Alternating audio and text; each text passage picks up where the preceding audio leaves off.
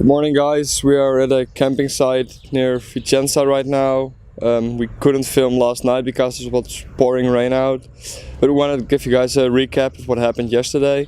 So we left at Lake Garda, then we went to Verona to do some interviews and get some coffee. Some good coffee. The coffee was good. The interviewing went quite well, but the language barrier was a problem. Yeah. Much more of a problem than it was in Innsbruck. Yeah. But we got some interesting stories. I in particularly like the story from the American guy. Yeah.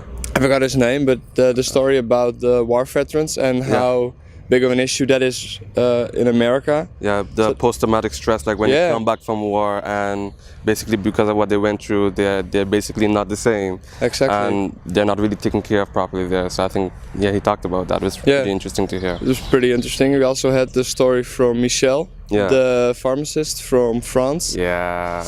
Who really went into medication with within psychiatry. Yeah. And into the differences between psychiatry in the city and on the countryside. Yeah. And how big of a contrast it was. So that was also really... It was really interesting to hear how there's a sort of regional difference within the country of France and how they deal with mental disease. It was definitely interesting to hear that, and I wouldn't expect that, but it was definitely wow, Yeah. We also had Paulo, the guy we came across at the market square. I think his perspective on closing the mental facilities was really interesting. Yeah, definitely.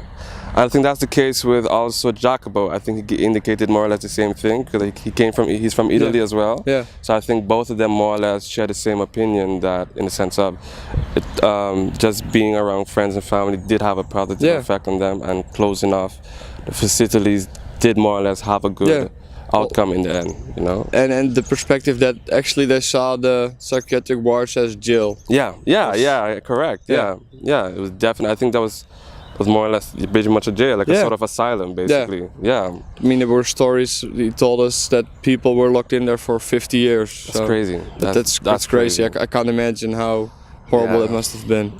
And I think it's a good thing. Like, the system was definitely revamped, and they took a other approach in dealing with this issue.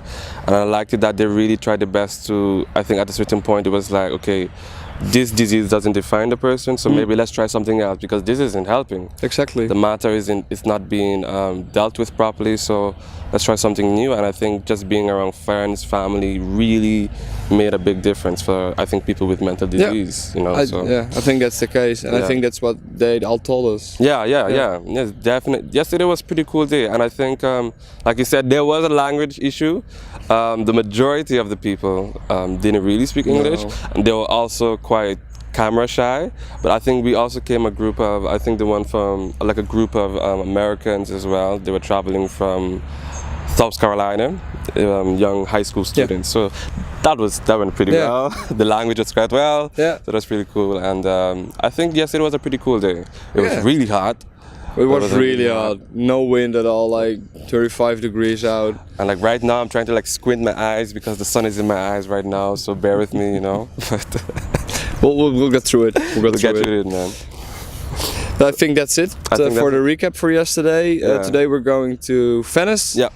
We are going to try and interview some people there, and we're going to visit an old psychiatric ward which is on a separate island. Really cool. Really cool. Really looking forward to that. So we'll keep you guys up to date. We'll see you guys in the next one. Ciao. Ciao. Here we go again. He's just gonna stand there. He's not gonna say cut. He's not gonna say anything. He's just gonna watch us. Maybe you could just walk behind the camera.